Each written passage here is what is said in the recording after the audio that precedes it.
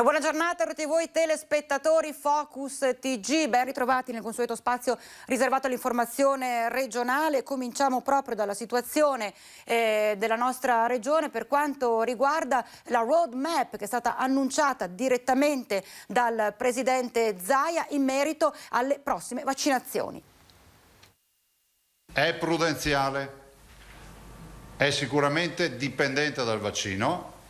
Se ci saranno miglioramenti o peggioramenti nello slittamento in avanti o dietro del tuo periodo di vaccinazione, tipo il mio inizia a fine maggio, ho visto. Prudenza, certo. Il piano vaccinale del Veneto svelato oggi dipende dalle forniture dei vaccini che la Regione apprende con un anticipo di sole 3 settimane. Ma la buona notizia è che in questo schema a fasce e colori c'è la mappa di massima di quando tutti i veneti fino ai 16 anni riceveranno il vaccino. 9 maggio, entro questa data la Regione conta di completare la categoria 70-79 con Pfizer, AstraZeneca e Moderna. Dal 3 maggio al 6 giugno sarà la volta della fascia 60-69 con la prima dose. 31 maggio, 11 luglio, prima dose per la categoria 50-59 anni. 5 luglio, 8 agosto, 40-49 anni. 2 agosto, 5 settembre, 30-39 anni. La fascia 20-29 dal 29 agosto al 3 ottobre. 16-19 anni dal 27 settembre al 17 ottobre. Volutamente è stato tenuto fuori il siero Johnson & Johnson per coprire eventuali ritardi nelle forniture degli altri vaccini. Se le forniture fossero a regime, assicura Zaia, si anticipa. Attualmente abbiamo un rallentamento delle forniture del 30% e quindi abbiamo dovuto aggiustare il piano in relazione a queste forniture. Adesso iniziamo ad avere un outlook certo di 3 settimane e due fornitori, Pfizer e Moderna, iniziano ad essere più regolari. Poi lo leggo anche dalla stampa, dovrebbe entrare anche CureVac. Il piano distribuisce sulla popolazione veneta la quantità di vaccini prevista dal calendario nazionale. Al Veneto spetta l'8,14% degli arrivi. Sia l'ingegnere Fattori, autore del piano Veneto, che il presidente Zaia si dicono convinti che si possa giocare d'anticipo. Secondo il piano, la campagna vaccinale si chiuderebbe il 14 novembre con la somministrazione della seconda dose anche all'ultima fascia, 16-19. Oggi Zaia è tornato anche sul decreto approvato con l'altro calendario, quello delle riaperture, auspicando che il governo preveda anche per questo dei correttivi, una sorta di tagliando. Avete visto che il decreto è stato approvato. Insomma, la speranza è l'ultima a morire, spero che sia oggetto di un tagliando. E adesso andiamo a Marostica dove c'è la nostra Angelica Montagna. Angelica, buongiorno. Tu sei a Marostica perché oggi è stato inaugurato uno spazio del tutto speciale.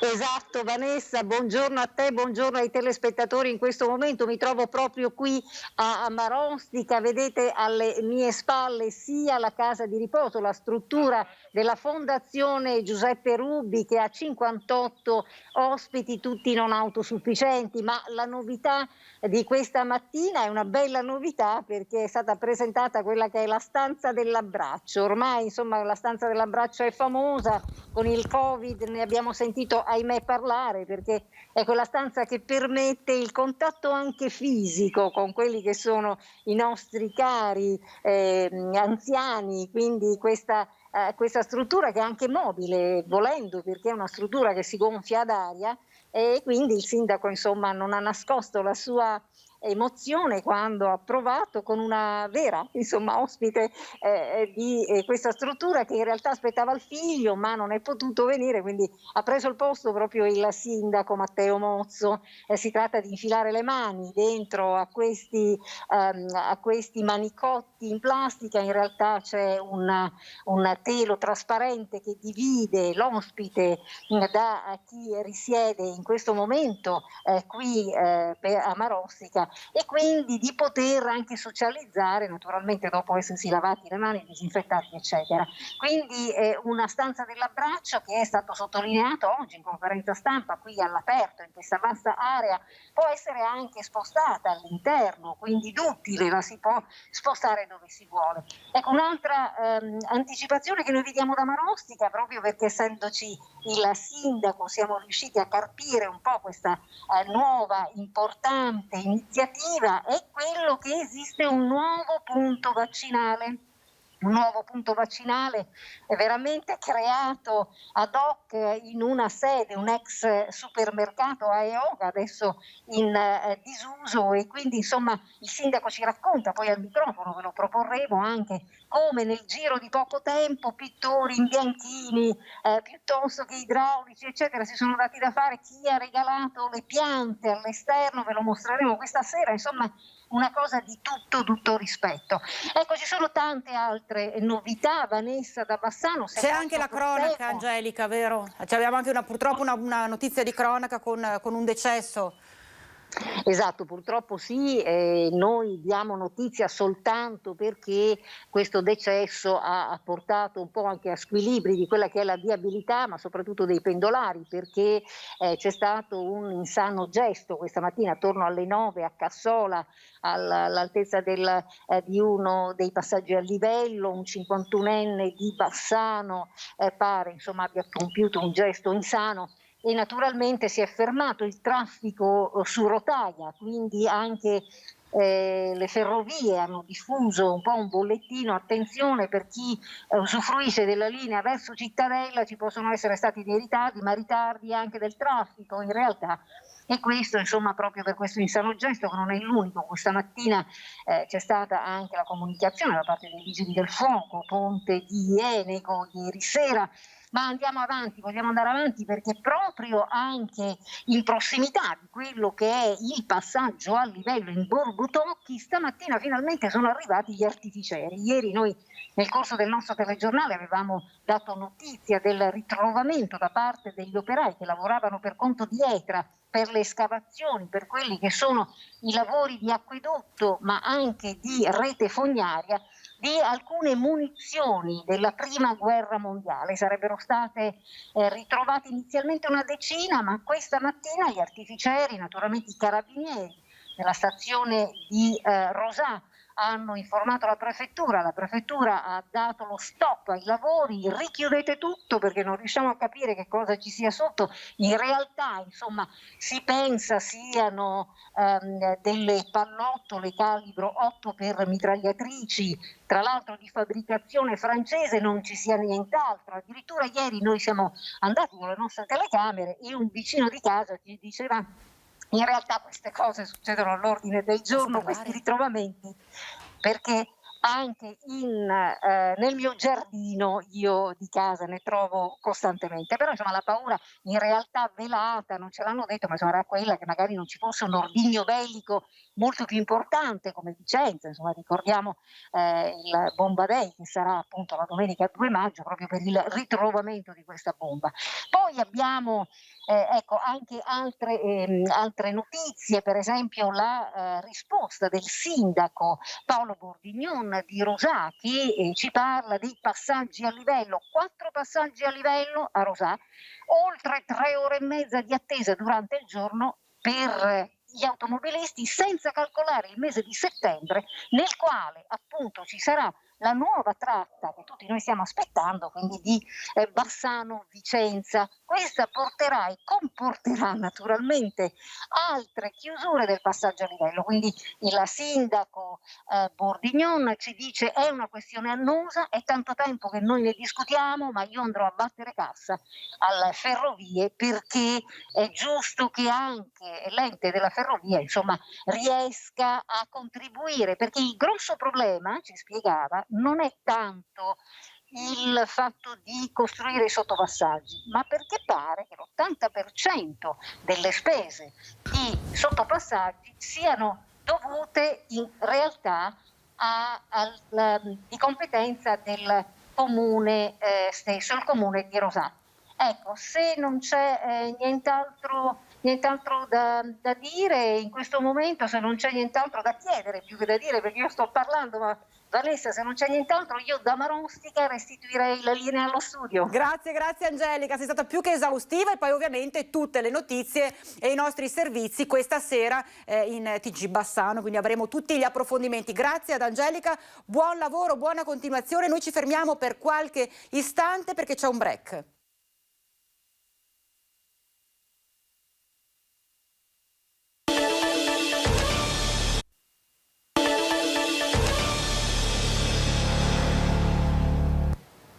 Focus TG, siamo nuovamente in diretta e andiamo subito a Padova, dove è collegata la nostra Luisa Bertini. Buongiorno Luisa, Sì, buongiorno ci a sono te. parecchie novità, a cominciare proprio da vaccini in chiesa. Sì, la vaccinazione in chiesa, tanto più che oggi Padova è balzata un po' alle cronache nazionali leggendo la rassegna stampa, proprio perché è la prima... il primo episodio che si verifica proprio a livello nazionale di queste vaccinazioni in chiesa.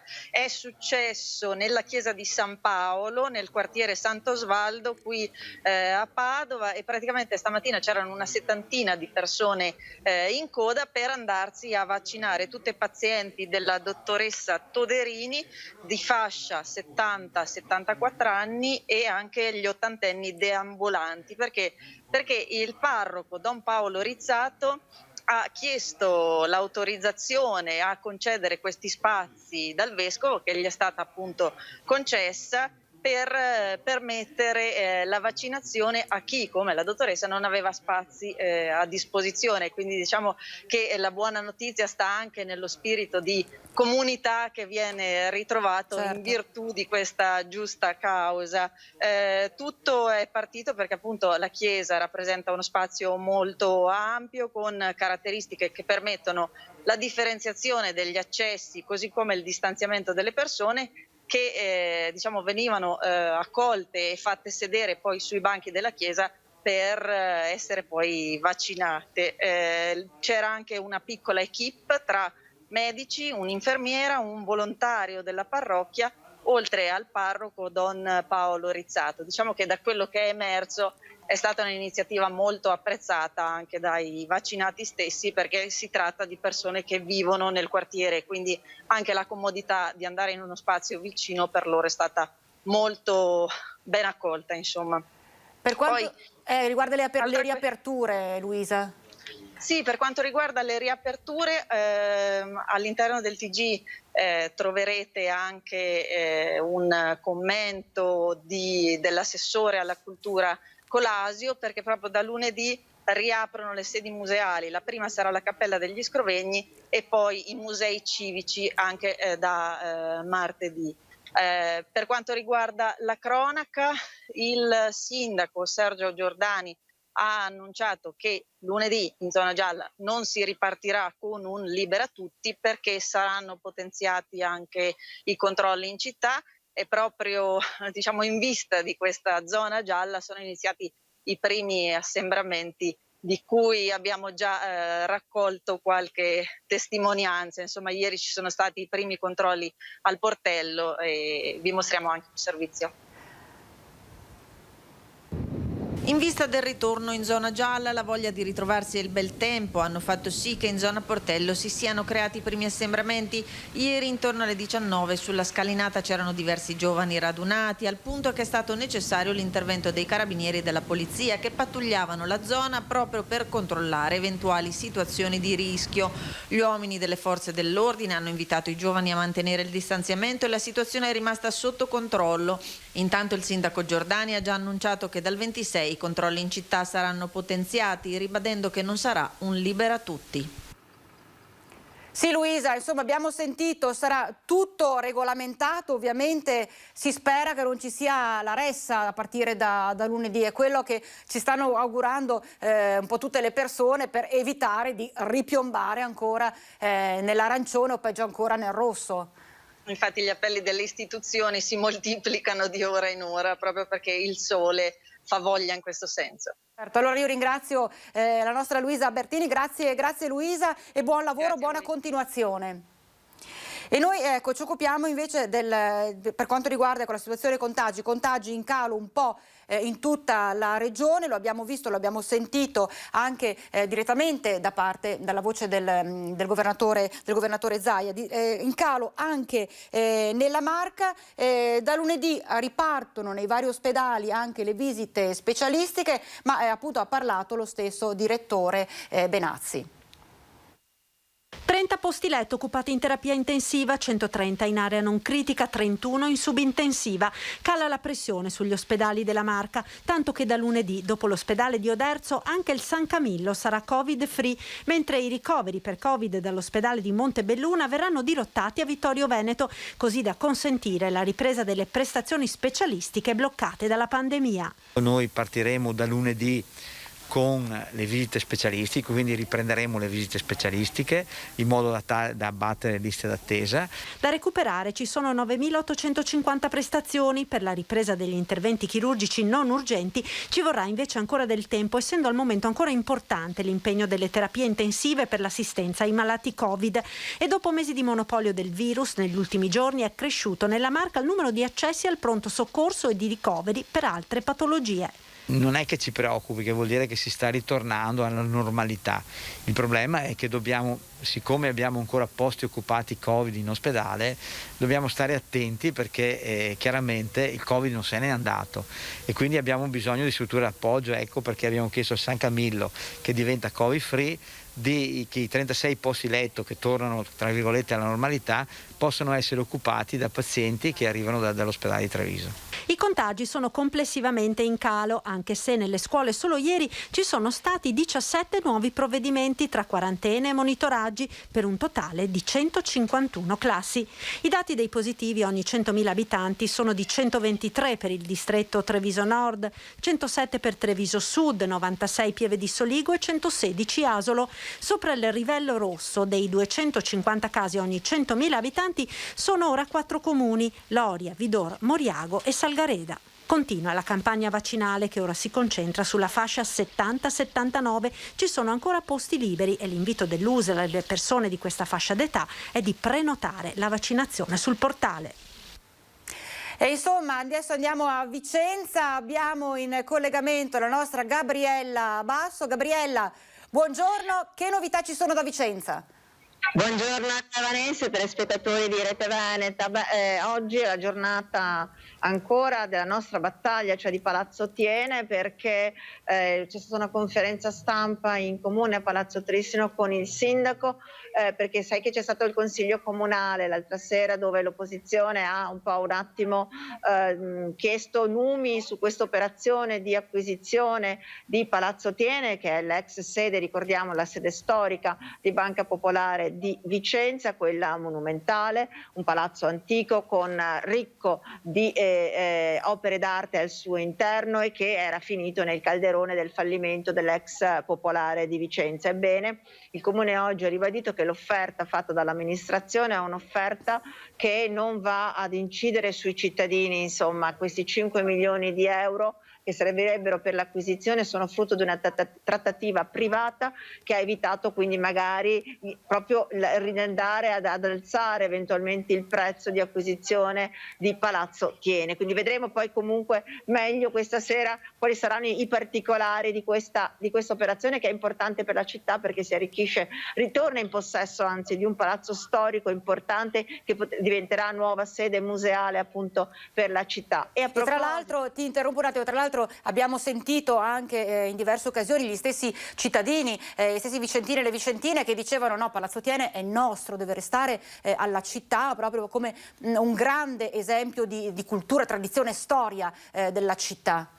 Sì, infatti i vicentini sentono molto l'importanza e il valore dei propri palazzi monumentali, della propria storia e delle proprie bellezze artistiche e architettoniche. E tra l'altro, parlando proprio di culture, di bellezze artistiche e architettoniche, da lunedì siamo in fascia gialla, quindi oltre alla riapertura dei bar che potranno servire ai tavoli con tutte le misure, riaprono anche i musei. Tutti i musei della città, in realtà da martedì 27 per l'esattezza, saranno aperti e ci sono già moltissime prenotazioni già arrivate. Lo IAT, che è appunto la sede dove si possono chiedere informazioni turistiche, è già aperta anche oggi e anche lunedì, proprio per accogliere tutte le già numerose telefonate di richiesta di poter visitare appunto le bellezze del Teatro Olimpico, a Palazzo Chiericati, a tutti gli altri musei della città, la stessa Basilica Palladiana per esempio, e tra l'altro anche i teatri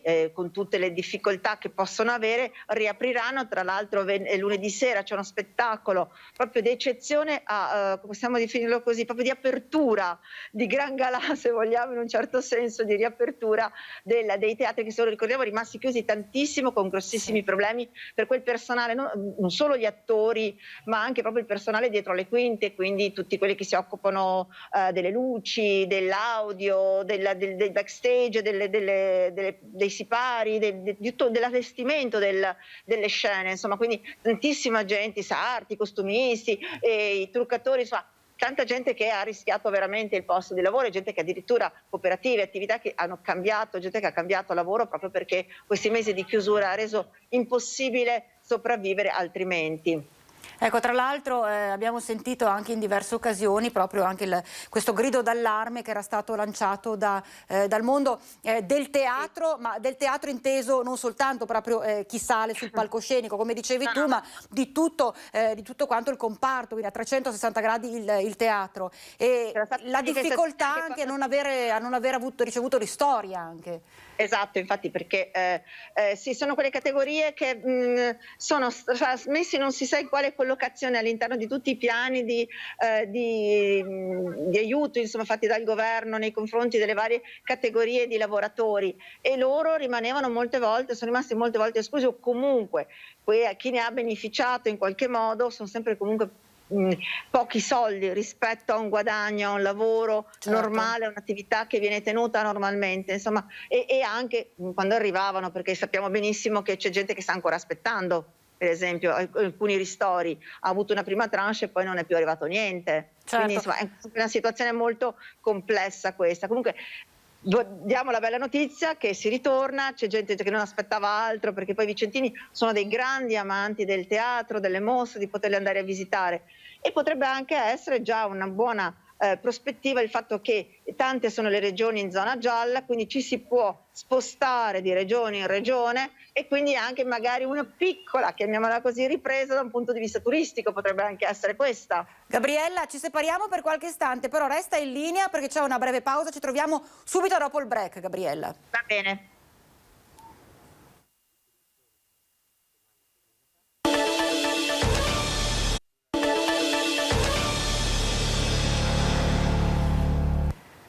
Focus TG, ben ritrovati in diretta. E allora torniamo a Vicenza, dove abbiamo ancora Gabriella Basso, perché Gabriella, dicevi, c'è anche parecchia cronaca da Vicenza.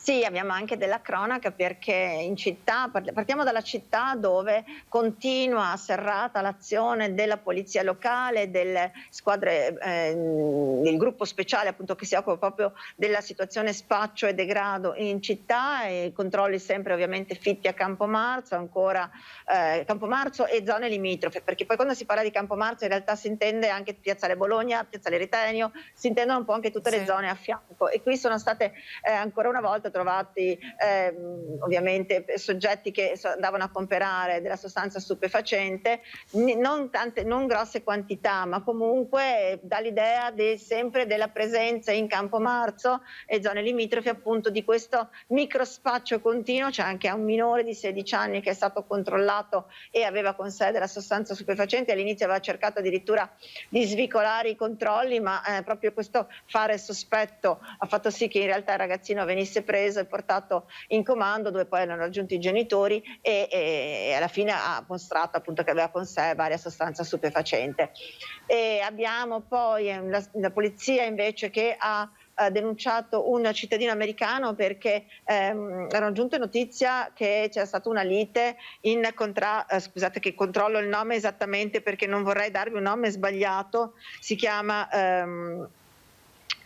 In zona Cavalbi siamo, in via Cultura Camisana si chiama la via esattamente, dove è stato trovato questo cittadino americano, dove sembrava fosse successa una lite e lui sarebbe stata la vittima di questa lite, però questo ragazzo era ubriaco, era abbastanza su di giri, tanto che ha cominciato a insultare, inveire contro gli agenti della polizia, a cercare di scardinare la portiera dell'auto della polizia, insomma alla fine è stato denunciato per esistenza pubblica ufficiale, per ubriachezza molesta, e gli è stata trovata anche a lui della sostanza stupefacente.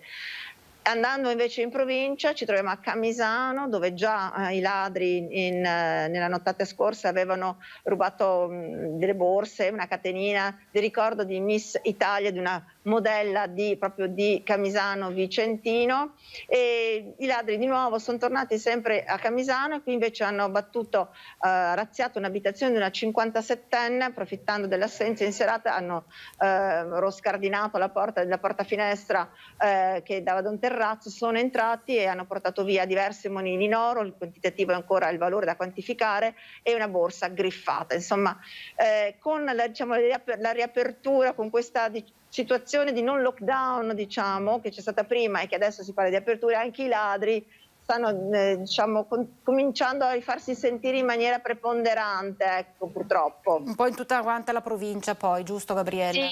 Sì, infatti, tra l'altro già ieri c'è stata questa grossa operazione dei carabinieri di Thiene, che hanno l'operazione indagine Doblò, che ha proprio messo a nudo una coppia di ladri seriali, possiamo definire, di razziatori seriali per l'esattezza, perché veramente a tappeto battevano auto e abitazioni. Quindi insomma c'è anche una recrudescenza di questo fenomeno. Bene, io ringrazio la nostra Gabriella Basso, grazie Gabriele, ricordiamo TG Vicenza questa sera 19:15. Restiamo a Vicenza perché adesso diamo parola al presidente di Confartigianato Vicenza, perché ha chiesto al governo, proprio in merito al nuovo decreto, di fare un passo indietro.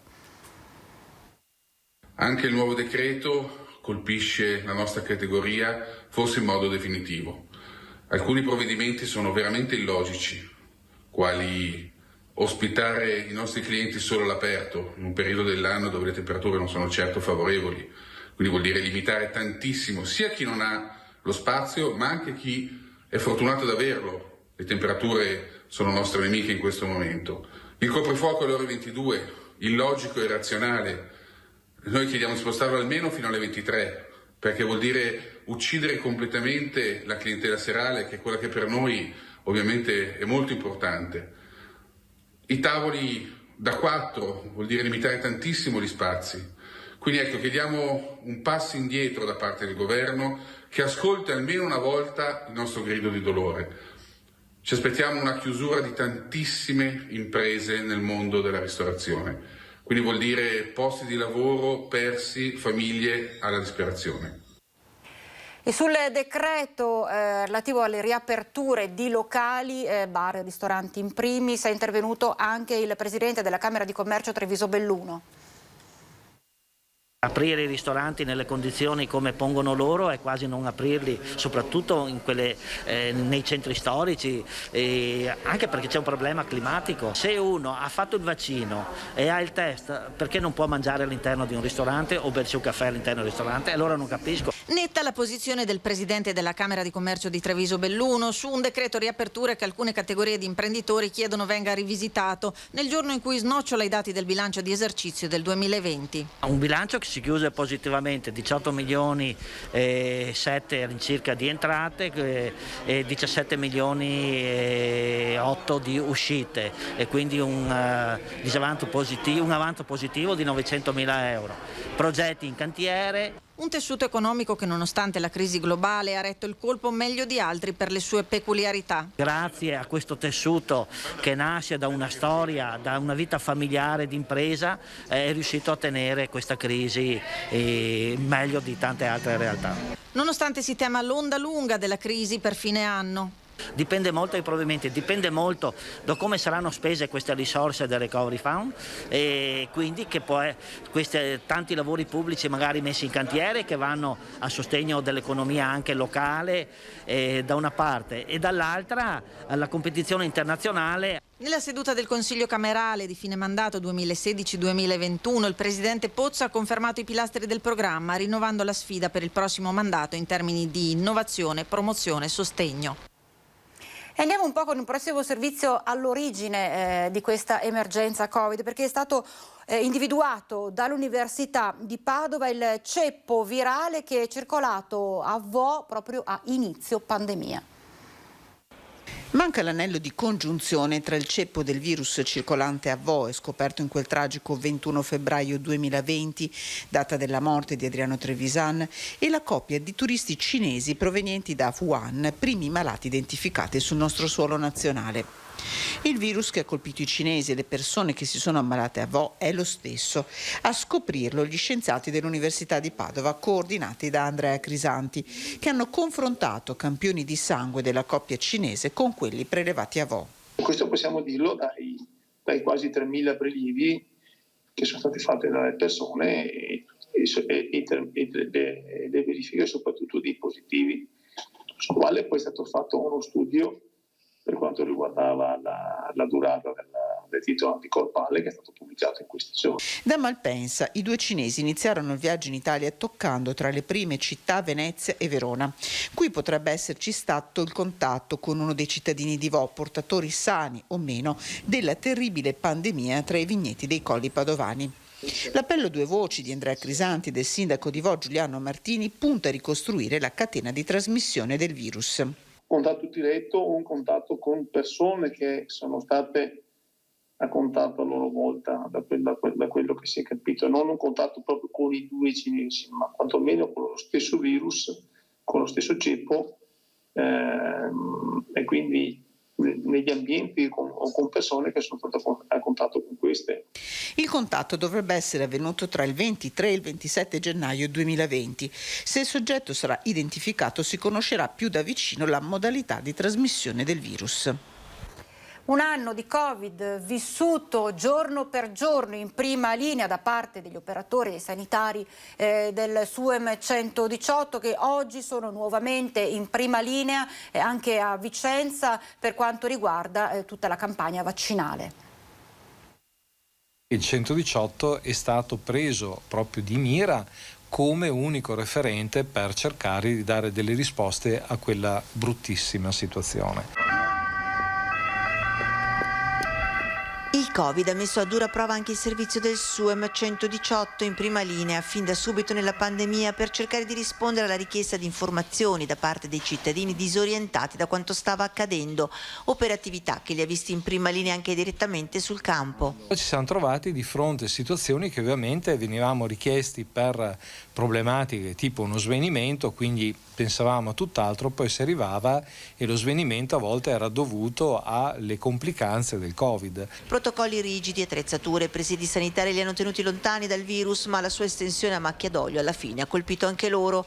A tutto questo si aggiunge la normale operatività, in particolare gli interventi per incidenti stradali. Questo ha messo nuovamente a dura prova anche le nostre terapie intensive, che hanno avuto un sovraccarico, il pronto soccorso stesso. Oggi l'impegno continua anche sul fronte vaccinazioni domiciliari di soggetti particolarmente fragili, impossibilitati ad uscire e magari avere anche delle piacevoli sorprese. Mi sono trovato di fronte da vaccinare la mia professoressa ancora del liceo classico di matematica, che con la veneranda età di 100 anni ho vaccinato. La cosa più bella è che ci siamo riconosciuti a vicenda, quindi questa è stata una cosa che ha riempito anche di un lato umano che a volte viene un po' messo da parte, che invece è preponderante nel nostro mestiere. È una gran cosa che ha detto il dottor Politi, proprio l'importanza del lato umano, soprattutto quando si ha a che fare con persone particolarmente fragili. E adesso parliamo invece di un'altra fascia. Abbiamo sentito tutto quello che è la categoria dei ristoratori, baristi, esercenti, che sono davvero, si riaprono il 26, però con tutte le limitazioni del caso. Un'altra categoria, quella delle palestre, davvero a rischio. Ci rivolgiamo a lei, Presidente, perché sappiamo essere orgoglioso come noi di essere veneto, perché oggi ci sentiamo umiliati, prima di tutto come persone, secondo come veneti, terzo come italiani. Ci siamo sempre rimboccati le maniche e abbiamo sempre lavorato a testa bassa, come solo i veneti sanno fare. Si sono dati appuntamento fuori dalla palestra Muvappa a Cassola molti operatori del settore, presente anche il presidente dell'Associazione Italiana Cultura Sport Provinciale, che conta 640 associazioni sportive e oltre 60.000 iscritti. Veramente siamo disperati, più disperati di così non lo so. C'è chi ha fatto anche richiesta di contributi, hanno fatto mutui e questi qua se li devono pagare, quindi veramente la gente è disperata. E stamattina in contemporanea da tutta la provincia è partita una mail di richiesta aiuto al governatore del Veneto, Luca Zaia. Chiediamo a Zaia un aiuto concreto e coraggioso per non farci chiudere, per non chiudere definitivamente queste associazioni sportive senza scopo di lucro che fondamentalmente svolgono anche un ruolo nella società importante. Eppure le discoteche sono completamente tagliate fuori, visto che il coprifuoco resta comunque alle 22. Il coprifuoco alle 22 chiaramente toglie qualunque tipo di prospettiva al mondo della notte, al mondo delle discoteche. Limite delle 22 che stride con l'attività dei locali notturni. Per questo alzare l'orario a mezzanotte permetterebbe quantomeno la sopravvivenza di questo tipo di locali e consentirebbe anche, sottolinea il titolare della storica discoteca patavina, un maggiore controllo e sicurezza di chi ne fruisce. Ci sarà il proliferare di abusivismo, di ritrovi nelle case, nelle ville di campagna piuttosto che negli hotel, cioè voglio dire il territorio è abbastanza ampio e variegato, per cui di sicuro c'è la possibilità di individuare dei luoghi dove ritrovarsi senza rispettare questo tipo di leggi. L'accelerazione nel verso delle riaperture graduali, con tanto di date e scadenze, fornita negli ultimi giorni, non anticipa nulla però sul fronte discoteche, al punto che, estate alle porte, si pensa ad una rivisitazione dell'offerta. Stiamo valutando l'ipotesi di metterci in moto intanto, visti gli spazi molto ampi come ristorante, pizzeria, bar, cioè quindi fare un'attività, quella che era un'attività diciamo accessoria al nostro mestiere, farla diventare principale, però sicuramente non adesso, non con le 22. E anche dalla Regione, da Nicola Finco nello specifico, arriva un grido d'allarme per quanto riguarda la chiusura alle 22 di praticamente tutto, e dice taglia fuori una grossa fetta anche a livello turistico. Noi riteniamo che questa scelta del governo sia una follia, infatti vediamo anche le posizioni prese sia da Zaia a livello regionale che da Salvini a livello nazionale di una totale contrarietà contro questo coprifuoco. Prima di tutto perché ormai non ha più senso parlare di coprifuoco alle 22 e due, dobbiamo pensare che ci sono interi settori che da oltre un anno non lavorano, pensiamo tutto al settore dello spettacolo, dei matrimoni, delle palestre, della ristorazione, e sicuramente non è gente che pretende la mancetta da parte del governo per stare zitta, è gente che chiede solamente di poter lavorare, e siccome oggi insomma c'è la possibilità di poter ritornare a lavorare, di riaprire in totale sicurezza, vorremmo capire qual è il motivo, soprattutto visto che ci accingiamo ad andare verso la bella stagione, di tenere ancora tutto chiuso oppure con aperture ridotte fino alle 22 di sera, creando anche un grande danno per tutto il comparto turistico, perché chi viene in Italia, chi viene nelle spiagge venete, se poi alle ore 22 deve rinchiudersi in camera? Non viene nessuno, a differenza di altri paesi come la Spagna, la Croazia e la Grecia, che stanno riaprendo in totale sicurezza, però senza più coprifuoco. E tornano a dare battaglia i Novax nel Trevigiano, tanto che la prefetta Laganà ha detto: noi vi lasciamo manifestare, basta che vengano rispettate tutte le norme anti-Covid.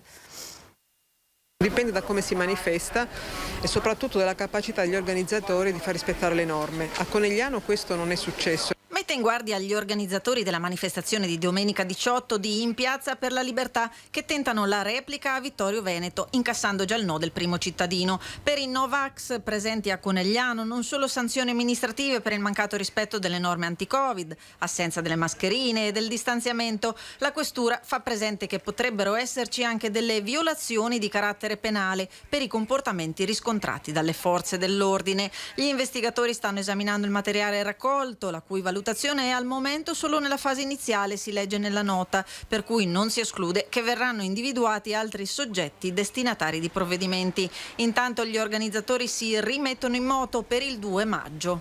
So di questa richiesta di questo avviso, di una nuova manifestazione che viene, appunto, come prevede la norma, inviato alla questura. Vedremo nel prosieguo se effettivamente questa istanza c'è stata, il questore valuterà, non escludo anche un passaggio in comitato. Occorre capire esattamente gli organizzatori cosa intendono fare e che impegni intendono prendersi. E questo per il momento è tutto. Vi ricordo gli appuntamenti alle 18:50 con TG Bassano e alle 19:15 con TG Vicenza. Grazie per essere stati in nostra compagnia. Un buon pomeriggio a tutti voi. Arrivederci.